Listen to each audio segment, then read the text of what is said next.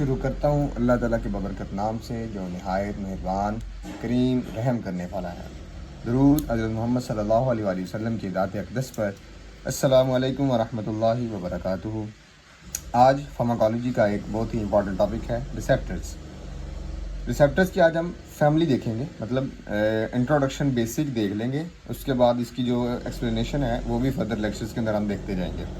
तो रिसेप्टर के अंदर ना ये जो डेफिनेशन मैंने ऊपर मार्क की हुई है, ये लिखी हुई है मॉलिक्यूल से चेंज तक, इसके अंदर आपने 2-3 चीज़ें बहुत ज़हन नशीन रखनी है, वो आपको ईजी हो गए अगर आप बाद में भी कहीं पे रिसेप्टर को डिफाइन करने लगेंगे। सबसे पहले अ मॉलिक्यूल, कोई भी एक मॉलिक्यूल होगा इनसाइड और on the surface of cell that binds to a specific substance and cause a specific change. एक तो इनसाइड और on the surface of cell, ये याद रखें। स्पेसिफिक सब्सटेंस क्या क्या चीज़ें हो सकती हैं और चेंज क्या होंगी, मतलब 3 चीज़ें आप ध्यान में रखें। बाइंडिंग इनसाइड और on the surface, specific substances होंगी और स्पेसिफिक चेंज आएंगे, ये आपने देख लेनी है। अब ये हम डिस्कस करते हैं आगे कि इनसाइड और ऑन द सरफेस का क्या मतलब है। वो स्पेसिफिक सब्सटेंसेस ड्रग हो सकती है कोई, या हार्मोन हो सकती है, हो सकता है। और एक स्पेसिफिक चेंज मतलब प्रोटीन फास्फोरिलेशन है, जीन के अंदर कोई अल्टरेशन हो रही है, या बॉडी वैसे कोई नीड है उसकी, तो हम ड्रग ले रहे हैं और इफेक्ट प्रोड्यूस हो रहा है उसके अंदर। रिसेप्टर्स के ज़रिए ही ये जो हमारे पास जो ड्रग्स हम इनटेक करते हैं उनके इफेक्ट्स प्रोड्यूस होते हैं। तो मेजर फैमिलीज आज हम देखते हैं। इसकी टाइप्स हैं, 4 टाइप्स की मेजर फैमिलीज हैं। सबसे पहले नंबर पे लाइगेंड गेटेड आयन चैनल्स।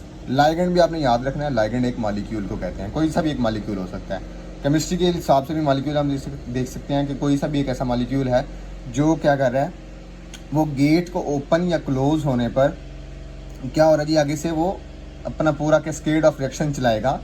और ये भी देख लें कि इंट्रा सेलुलर कौन से हैं और एक्स्ट्रा सेलुलर कौन से हैं। रिसेप्टर्स में भी on the lipid by layer attachment होती है, लेकिन जो बाइंडिंग सर्फेसिस होती हैं, अब ये जो बाइंडिंग सरफेस है, बाइंडिंग रिसीविंग सरफेस है, रिसीविंग पोर्ट है, ये outside the lipid by layer membrane present होगी। ये पूरा फिक्स हुआ होगा लिपिड बाय लेयर मेम्ब्रेन के अंदर, ये जो रिसेप्टर है, ये गेट पूरा, लेकिन इसकी जो बाइंडिंग सरफेस है ये outside the lipid by layer होगी। मतलब इसकी जो binding of drug on the receptor है ये आउटसाइड ही होगी। आगे भी 2 मज़ीद टाइप्स हैं, मतलब तो 3 जो सी टोटल हैं, उनमें एक्स्ट्रा सेलुलरली ही हमारे पास ड्रग की बाइंडिंग हो जाती है, और इंट्रा सेलुलर रिसेप्टर एक है जिसकी बाइंडिंग, जो मैंने आपको कहा है इनसाइड, ये इनसाइड, वो उसके लिए हम यूज़ करेंगे। तो इसमें होता क्या है जी, ओपनिंग या क्लोजिंग होगी चैनल की, कब, जब ड्रग बाइंड करेगा।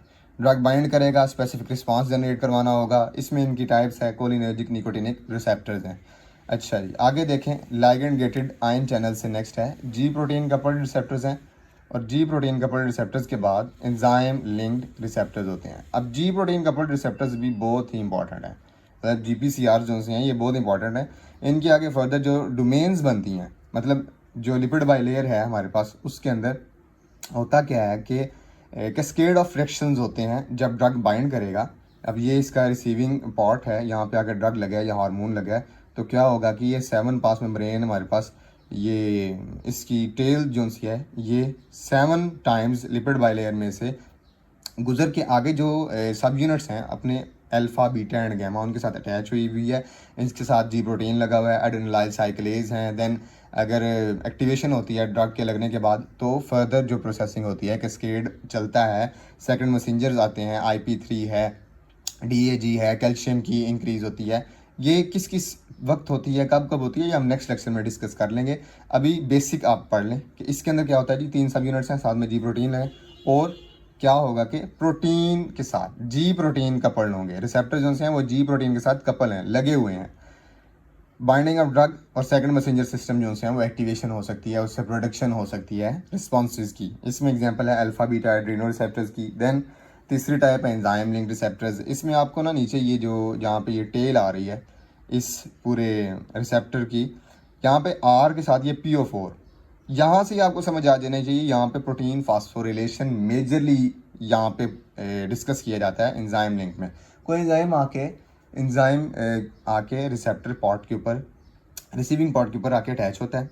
इंट्रिंसिक एंजाइम एक्टिविटी यहाँ पे लिखा हुआ है। इंट्रिंसिक एंजाइम एक्टिविटी का मतलब है कि जैसे ही बाइंड करेगा कन्फर्मेशनल चेंजिंग आएंगी इस रिसेप्टर के अंदर, और फिर क्या होगा जी कि वो फॉस्फोराइलेशन है या फिर काइनेसिस की एक्टिविटी है, फॉस्फेट्स की एक्टिविटी है।